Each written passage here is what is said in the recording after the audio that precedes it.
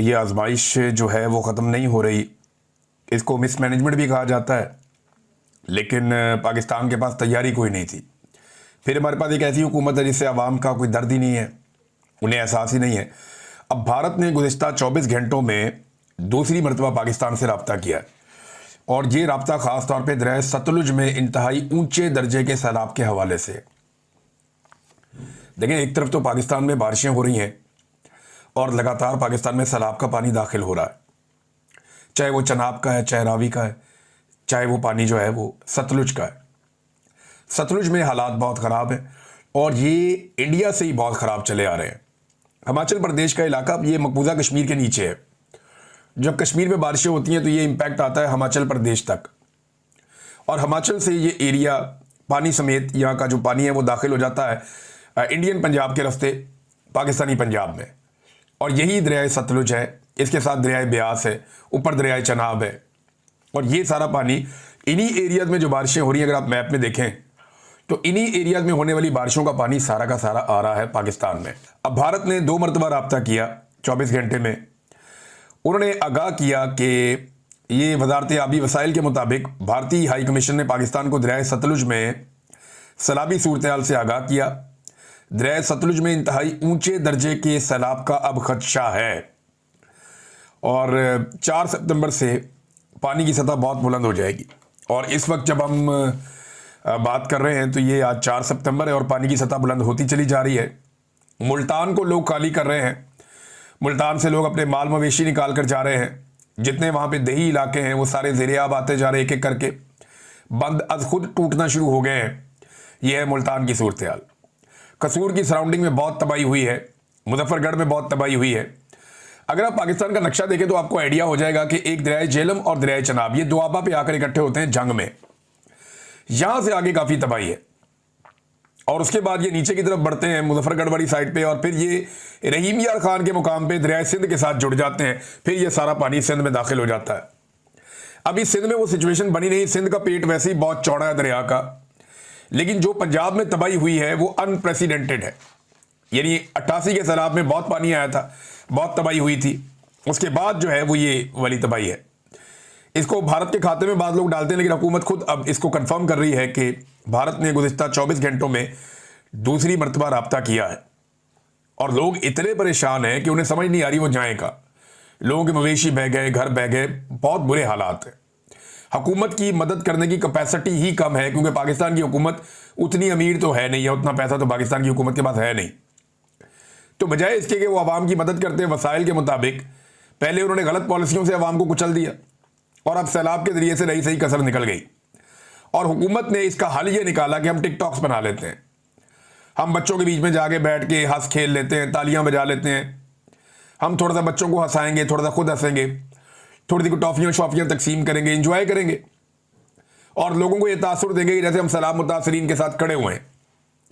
वो ये तासुर देने की तो कोशिश कर रहे हैं, लेकिन लोग अब बुरा भला कहना शुरू हो गए हैं।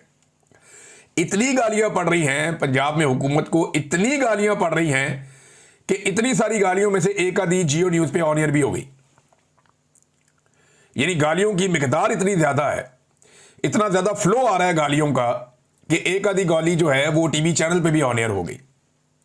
पाकिस्तान का एक बड़ा न्यूज चैनल है जियो न्यूज, वहां पे एक नौजवान बात करते हुए जज्बात में उसने गाली दे दी, और गालियां इतनी ज्यादा है वहां से वो गाली भी ऑन एयर चली गई और हेडलाइन के अंदर चली गई।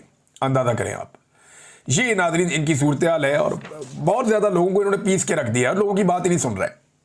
जो असल सैलाब मुतासरीन हैं उनके करीब भी नहीं जा रहे, जो बात कर सकता है बंदा उसके करीब फटक भी नहीं रहे। हत्ता कि जो PMLN की क़यादत है या उनके MNAs MPAs हैं वो भी नहीं जा पा रहे। वो जाते हैं तो लोगों के साथ लड़ाई हो जाती है उनकी, लोग उन्हें गालियाँ देते हैं, वो लोगों को गालियाँ देते हैं। कल वो एक रमदे साहब है, उनके साथ वो गालम गलोच अंधाधुंध चल रही थी वहां पे, पब्लिक और वो साबिक MNA या पता नहीं मौजूदा है, वो लड़ रहे थे। PMLN का बंदा है, एक मरियम नवाज का पसंदीदा MPA है जो पहले PTI था, वहां से फिर वो शमूलियत कर गया PMLN के अंदर। वो सामने खड़ी खातून फरियाद कर रही है और वो अपने पूरे जिस्म के ऊपर जो है वो परफ्यूम लगा रहा है। समझ से बाहर है, ये लोगों को बिल्कुल इंसानियत है ही नहीं, इन्हें समझ ही नहीं है। यानी ये उनको तासुर दे रहा है कि तुम्हारे अंदर से मुझे स्मेल आ रही है तो मैं अपने ऊपर जो है परफ्यूम छिड़क रहा हूं, जो भी है, पता नहीं उसका क्या बयानिया वो देगा। अभी तक तो सोच ही रहा होगा कि मैंने इससे निकलना कैसे और बयानियां क्या बनाना है। तो अब लोग इतने तंग आ गए हैं कि लोग अपने मोबाइल फोन से इनको एक्सपोज करना शुरू हो गए। ये एक वीडियो है मेरे पास, यहां मैं देख रहा था कि वहां पे लोग खड़े होकर इनके मुंह पे रेस्क्यू वालों के बता रहे हैं कि अब ये सारे के सारे हमें रेस्क्यू करने की बजाय ये लग गए हैं टिकटॉक्स के ऊपर। लोगों ने इनके मुंह पे खड़े होकर बताया कि जी यहां से कश्ती के अंदर 4 बंदे बिठाते हैं, ये 2 एकड़ दूर लेके जाते हैं, वहां से पानी के बीच में वीडियो बनाते हैं और निकाल के वापस ले आते हैं और वीडियो पीछे व्हाट्सएप कर देते हैं। ये आज लोगों ने वीडियो भेजी है और वो कश्ती के अंदर बैठे हुए लोग उनके साथ ये बात करके सोशल मीडिया पे वायरल, आप देख सकते हैं जाके। लोगों को बिठाते हैं, 4 लोगों को पानी के अंदर पहले लेकर जाते हैं, वहां से वीडियो बनाते हैं, वापस आ जाते हैं। वो बाबा जी है, वो 3 दफा रेस्क्यू हो गए, अब उनकी वो चौथी वीडियो ना निकला है। वो बार बार उनको बेचारे को पानी में डाला जाता है, वो पानी में जाने के बाद डूबने का वो एक्टिंग करते हैं, उसके बाद ये आती है वो एमएनए, वो आके उसको रेस्क्यू करती है। वो 3 जगह से रेस्क्यू कर लिया अभी तक। बार बार इस तरह की जालसाजी ये करेंगे। हुकूमत जालसाजी के साथ बनी है तो ये सारे काम फिर जालसाजी के साथ ही होंगे। जालसाजी की हुकूमत जो है वो जालसाजी वाला काम ही करेगी ना, जाली टिकटॉक्स बनाएंगे। अब उन हुकूमत को खुश रखने के लिए इदारे भी इसी काम पे लग गए बदकिस्मती से। मरियम नवाज ने चूंग का दौरा किया है, ये लाहौर का इलाका है चूंग का, यहां बहुत तबाही आई है।